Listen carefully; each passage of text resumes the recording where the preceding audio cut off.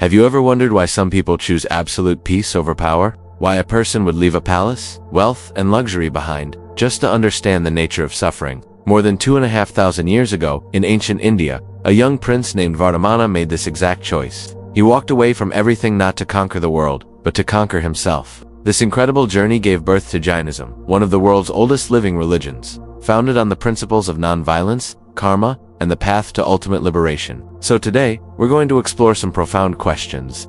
Who was Mahavira, the man who became a spiritual hero? What is Jainism really about? Why is its core principle Ahimsa, not just a moral ideal, but also a deep psychological and scientific truth? What do the ancient Jain scriptures teach us about life? How does karma really work according to this philosophy? What's the difference between the Digambara and Śvētāmbara sects? And most importantly, how can these ancient teachings profoundly change your life today, in our modern world? Let's begin. Picture this. More than 2,600 years ago, in the prosperous kingdom of Vaishali, a queen named Trishala had a series of incredible dreams. 14 auspicious visions, each symbolizing that a great soul was about to be born into the world. And so, the Prince Vardhamana came into being. He grew up with everything a person could desire. He was protected, educated, and powerful. But even amidst all the luxury, a persistent question echoed in his mind. Why do people suffer?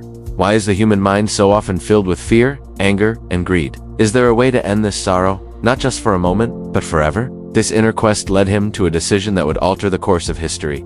At the age of 30, he renounced everything. His grand palace, his fine jewelry, his royal authority, his family, and eventually, even his clothes. He walked into the forest, completely alone, embarking on a quest for truth. For the next 12.5 years, he practiced intense meditation without fear. He endured extreme heat and cold, hunger and pain. He faced insults and even violence from people who couldn't understand his path. But through it all, he remained silent, still, and completely unaffected. Finally, at the age of 42, his perseverance paid off. He attained Kavala Janano perfect knowledge, a state of complete and total awakening. In that moment, he ceased to be just Vardhamana. He became Mahavira, which means the great hero. He became the 24th Tirthankara, a spiritual guide to help others cross the ocean of suffering. He became a teacher of absolute nonviolence and a true master of the mind. So, what exactly is Jainism? It's often misunderstood. Jainism isn't a religion centered on worshipping a god. Instead, it's a path of self-realization. At its core, it teaches three fundamental truths. Your soul is inherently pure, your soul is infinitely powerful, and your soul is eternal. However, this pure soul is covered by layers of karma, like fine dust coating a brilliant mirror. When you remove that dust, the soul's natural radiance shines through once more. In this sense, Jainism is the spiritual science of cleansing the soul. The very heart of Jainism, its most vital principle, is Ahimsa, or nonviolence. On the surface, Ahimsa means no violence in our actions, words, or even our thoughts. But Jainism takes this concept much, much deeper. It teaches that even the smallest negative emotional reactions, a flash of anger, a surge of jealousy, a moment of greed, create a form of violence within you.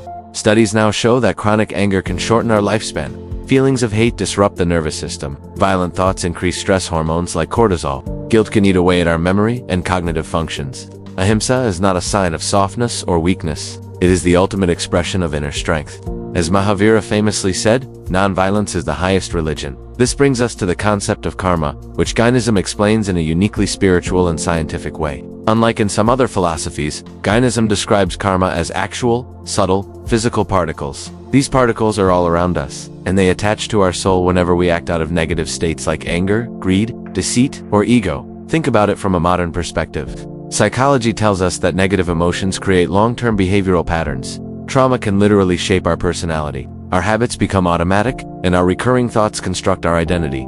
Even quantum science speaks to this. Every action releases a form of energy. That energy interacts with the environment around it, creating a chain of cause and effect that is universal. Jain karma is a spiritual cause and effect system that sticks directly to our consciousness. Mahavira's teaching was revolutionary. You are the creator of your own destiny. He taught that your actions decide your future, not your prayers alone. So if we are covered in this karmic dust, how do we clean it off? How do we achieve moksha, or liberation? Jainism offers a clear path known as the Ratnatraya, or the three jewels. The first jewel is right faith, having a deep conviction and understanding of the true nature of reality and the soul. The second is right knowledge, truly knowing the self, separate from the body and karma. And the third is right conduct, living a life of purity, discipline, and non-violence. By diligently following these three jewels, a person can gradually remove the layers of karma, one by one.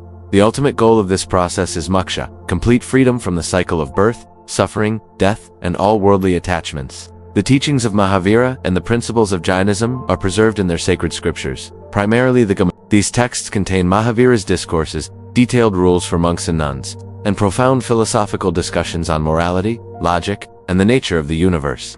However, there's a key difference here between the two main sects of Jainism. The Digambara sect accepts the existing Agamas as the authentic teachings.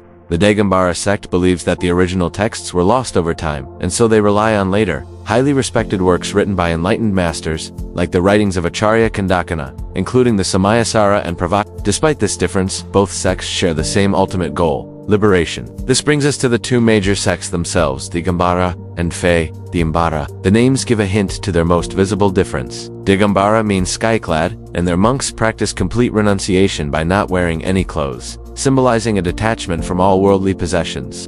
They believe Mahavira himself lived this way. In their tradition, they also hold that women must be reborn as men to achieve final liberation. On the other hand, Śvētāmbara means white-clad. Their monks and nuns wear simple, white robes. They believe that women are equally capable of attaining liberation in their current lifetime.